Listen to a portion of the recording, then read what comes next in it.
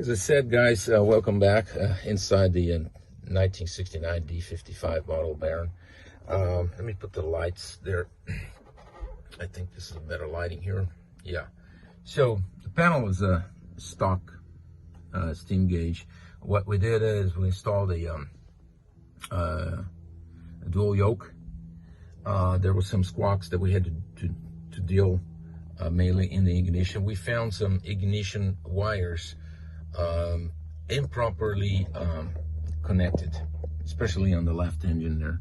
So what was happening on this airplane was the left engine wouldn't start.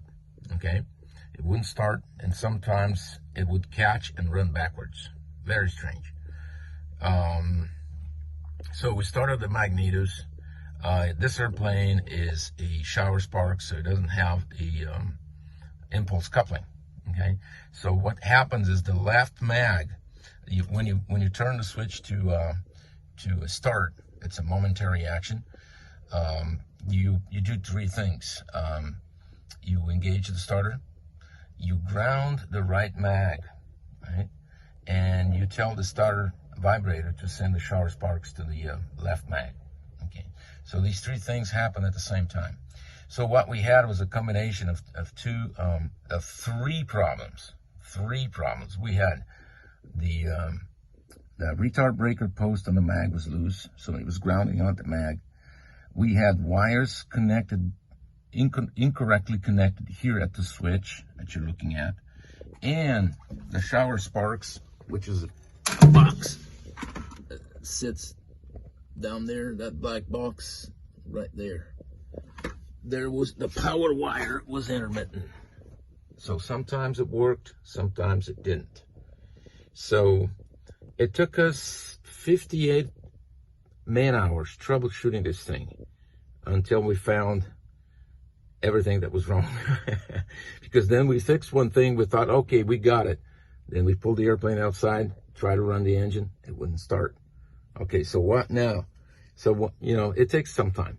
So while this was happening, I decided to pull the floorboards, you know, as I told you before, and build new floorboards, put new hardware, check all the lines, the fuel lines, check the fuel selectors, and put new insulation panel on the side panels.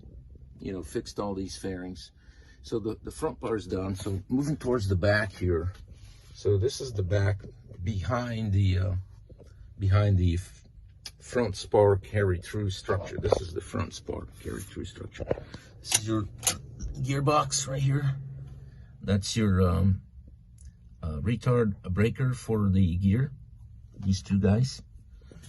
And these are the gear limit switches right here. So this has all been rigged in accordance with the American Bonanza Society checklist for the gear, which is something I strongly encourage everyone to do. And if you have like a mechanic that you can sit around with them and go through each item of the checklist and learn yourself, it's an amazing experience. So what I've been doing here, you see, cleaning these bays. This is the pneumatic manifold here. This airplane has boots, has anti-ice, so this is all the ducting for the anti-ice. This is the autopilot roll servo. So this has all been inspected, cleaned up. It's ready to be primed again with zinc chromate. All these pulleys, they have checked. We had a couple frozen pulleys that we've taken care of. LPS2 on all these pulleys. Okay. Make sure all the drain holes, like this one, are unobstructed. Okay.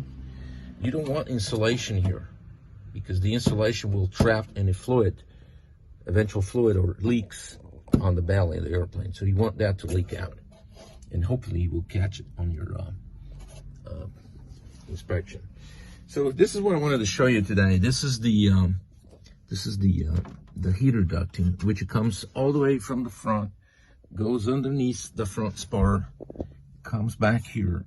And this is a junction. This is an old plastic thing. In here, we have this tubing, scat tubing right here. It was connected like so. This would this would go underneath here, like so, and this would connect right here. Okay? So, as you can see, this is the type of stuff you find in a 1969 airplane. So this thing is completely deteriorated. If you press it, you will break it. And I mean, it's got holes all over the place, as you can see. And you know, it's got a stainless steel wire wrapped around. So the wire was contacting the stringer right here. And as you can see, contact corrosion has resulted from that. So what we're going to do now, we're going to inspect to see how deep this is. I don't think it's deep enough to remove any material, maybe surface. So we'll remove this corrosion, we'll treat it, and then we'll fix this plastic thing here, decontaminate, clean everything up, you know.